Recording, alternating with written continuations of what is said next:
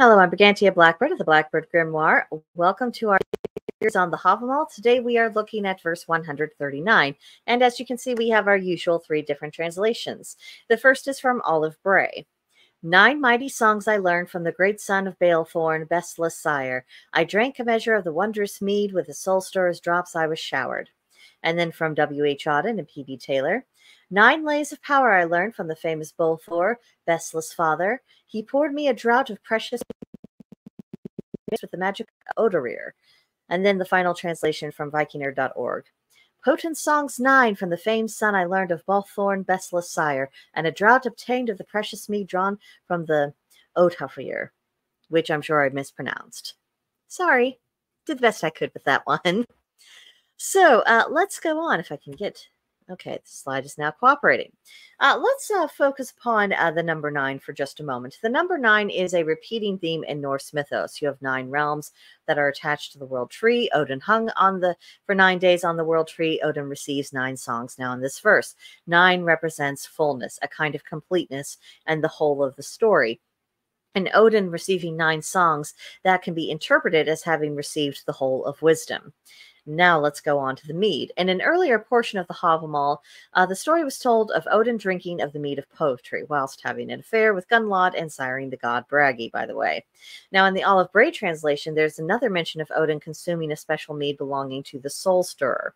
So inspiration, artistic expression is really hand in glove with wisdom. These things were not separated in our ancestors' minds. So let's talk about wisdom through art, storytelling, and all of the arts at their highest level. Now, this is the highest level, not, the usual level. This is the highest. But they can be more than just entertainment. They can be more than just beauty.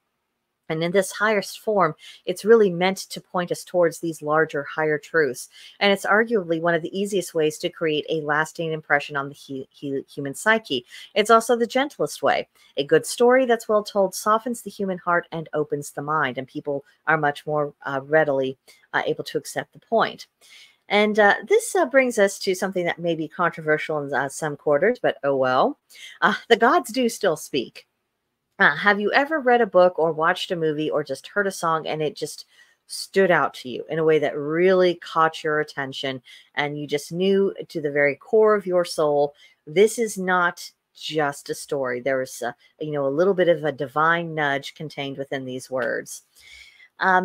And it's one of those things that makes a person wonder, maybe the gods exercised just a little bit of influence in order to say something that really mattered, that they figured that this was the easiest way to get it out to people.